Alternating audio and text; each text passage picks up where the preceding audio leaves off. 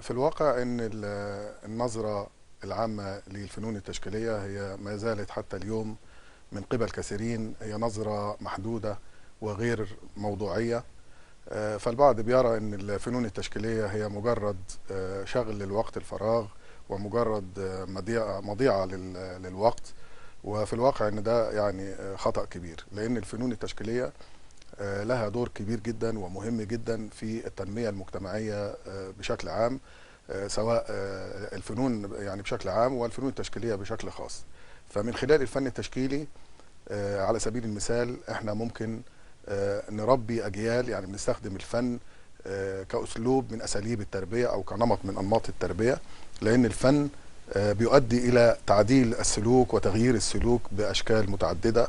فيعني نستطيع من خلال الفن ومن خلال ممارسة أعمال الفن التشكيلي بمجالاته المختلفة، طبعا فن التصوير وفن النحت ومجالات الخزف والنسيج والطباعة والأشغال الفنية وكل مجالات الفنون التشكيلية يمكن أن تسهم في تربية السلوك من المراحل الأولى وحتى يعني الوصول إلى الجامعة.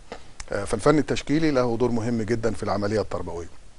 الفن التشكيلي أيضا له دور مهم جدا في يعني إبراز جمال الحياة وإضفاء لمسات جمالية على حياتنا بشكل عام.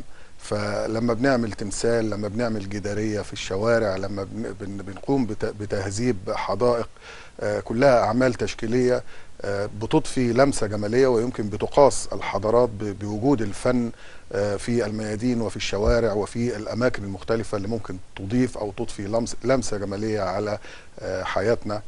ويمكن اللي بيفرق بلد متحضرة عن بلد غير متحضرة هو الاهتمام بالفن والاهتمام بالتربية عن طريق الفن والاهتمام بتعديل السلوك والارتقاء بالإنسان من خلال مجالات الفنون التشكيلية المختلفة.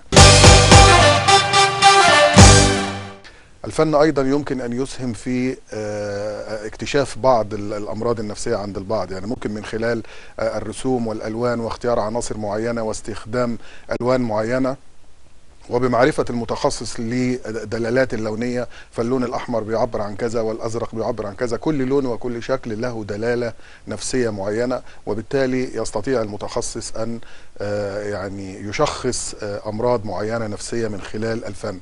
أيضا الفن بيستخدم في العلاج النفسي، يعني ممكن الفن بما انه نوع من التعبير والانسان بيخرج ما بداخله من انفعالات ومن مكنونات ومن احاسيس، فممكن من خلال هذه الفنون نستطيع ان احنا نعالج الانسان بانه يخرج طاقته السلبية عن طريق الفن، وبالتالي يبقى ايضا لها دور. ايضا لها دور الفنون التشكيلية ايضا في انها ممكن تطبق في كل مجالات حياتنا. يعني الانسان مننا من اول ما بيصحى لحد ما ينام هو بيتعامل مع الفنون التشكيليه.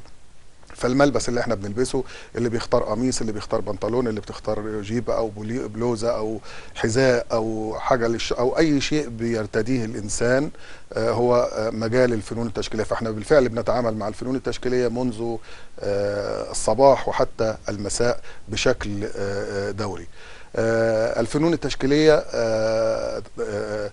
طبعا يعني مصر بتعتبر الفنون التشكيلية، لأن هي من 7000 سنة هي اللي بدأت بالفن التشكيلي، وهي اللي من خلال الفنون التشكيلية استطعنا ان احنا نكتشف حياتنا كلها.